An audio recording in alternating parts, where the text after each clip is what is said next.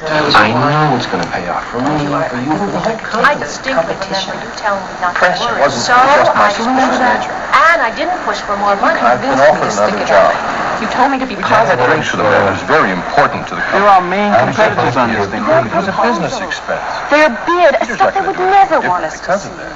You're kidding. How? Maybe it was Charges real from special. any You got it firm is from not the like yourself. Don't tell anyone, okay? If you ask anyone what ethical behavior is, the answer you'll usually get is doing the right thing. And ethics is about doing the right thing, if it is clear what the right thing is. Unfortunately, life brings us many situations in which right and wrong cannot be easily distinguished, in which any course of action is fraught with contradictions and complexities. Such dilemmas are what this program is about.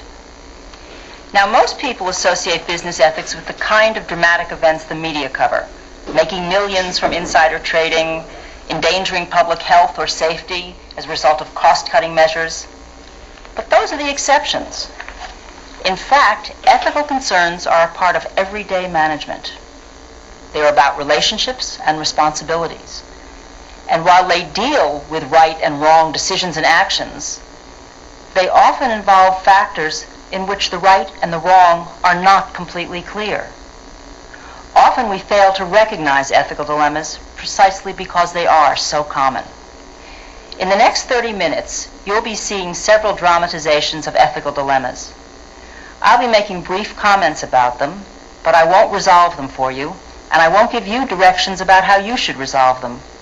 This program will give you the opportunity to exercise your own moral and managerial judgments, to explore imaginative ways to effectively and ethically resolve these tough problems.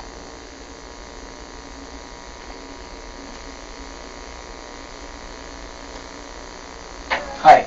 Got a minute? In the first drama, we meet Don, an experienced manager who has been painting an enthusiastic picture of his pet project. Perhaps he wanted to look good. Perhaps he just thought it would help keep the project going in economically rough times. Whatever his motivation, his optimistic rendition of the truth is about to come back to haunt him. Bad news. The annual increase in funding? Yeah. It isn't. You know, it's less than 10%. I mean, it's 0%. What? Now, the only exceptions are Barry's project in Calamate, since they still have a ways to go. But nothing else gets an increase. We have to cut back on everything that can take Oh, I can't believe this. Come on, Don, you knew something like this was going to happen. Besides, we're in okay shape. We can deal with it. I knew we wouldn't get everything we wanted, but I figured you'd get at least... Hang on a sec. Yes. Oh, look, can I get that down there? Thanks. Look, I told you, you'll get everything you need on Calamate and Barry's project. What about Charlie's project? What about Charlie's project? I mean, I thought everything was going well. That's right, isn't it? Carolyn, I said we were near a breakthrough. I never said everything was perfect. Look, Don, I distinctly remember you telling me not to worry, so I didn't worry. And I didn't push for more money. Now you're telling me everything isn't fine? Well, we ran up against a few problems. Look, Don, I know it's your pet project. I mean, I know how important it is to you, and I know that Charlie's a brilliant guy. But I based my request on your progress report. You're going to have to live with it. No increase. Wait a second. Mary. Hi, is the planning meeting at 10 or 11? Thanks. I have to get ready. Carolyn, just listen to me. Look, I believe in this project. I know it's going to pay off. For me, for you, for the whole company.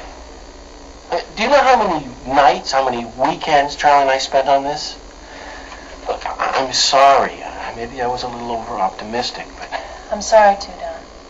I really am sorry. But you really should have known better. I just hope Charlie can pull it off. He will.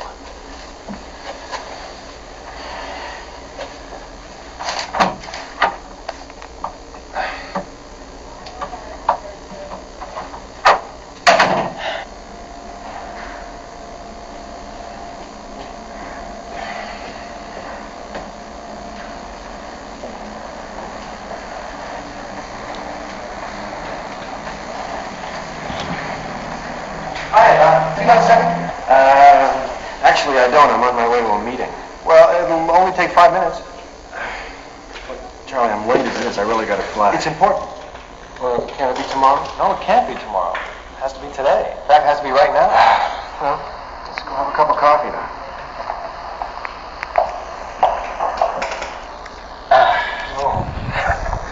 One of those days.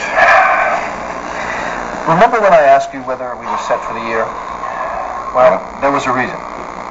And it wasn't just my suspicious nature. I've been offered another job. What? Another job? You want to leave the project now after all we've been through? I don't believe this, Charlie. We're so close. Don't do this to me now. Don't do it to yourself. Don, I've heard rumors.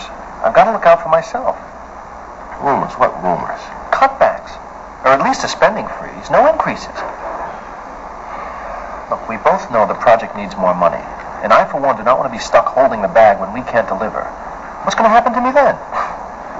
Why are you always so pessimistic? All right, fine. You tell me why I should be optimistic. All right, I will. One, it's a great project.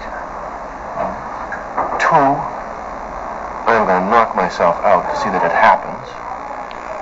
Three, Carolyn was just telling me how brilliant you are not 5 minutes ago. Yeah, so what are you saying? I'm saying you don't have to worry. We're going to make it. And I definitely know that you are going to make it. Yeah, but what about the rumors? It doesn't matter. Don't you understand, Charlie? We're on solid ground. You've got Carolyn's support. So we're getting the money. The money's tight, but I'm going to work on it. Because if we don't, we're in a lot of trouble. We need more money, we need more time, we need more equipment. I'd say a 15% increase over last year, easy. Look, we'll go over the numbers again tomorrow. Maybe we can get it down. Just stick with it, will you? Yeah, I don't know. You believe in the project, don't you? Yeah, of course I do. So do I.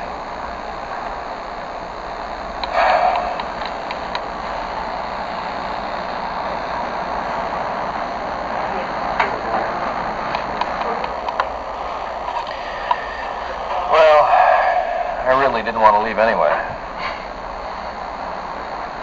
Look, I'm going to get a muffin. Do you want anything? No, thanks.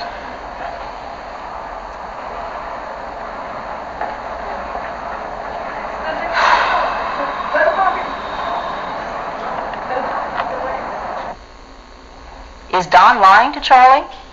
The answer is really not so obvious. He hasn't actually come out and said the increase is coming. But on the other hand, he hasn't given Charlie the information he needs to make an informed assessment of his job security.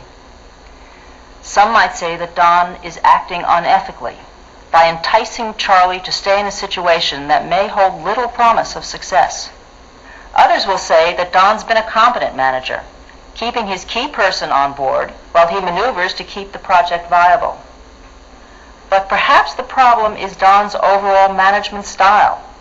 He started his troubles by painting a glowing but inaccurate picture to Carolyn.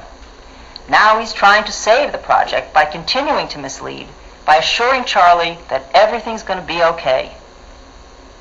Perhaps the key questions here are, was Don acting incompetently? And if so, at what point does incompetent behavior become unethical behavior?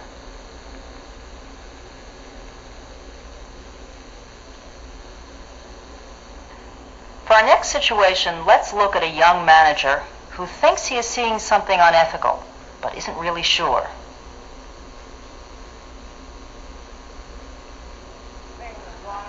We meet Richard and his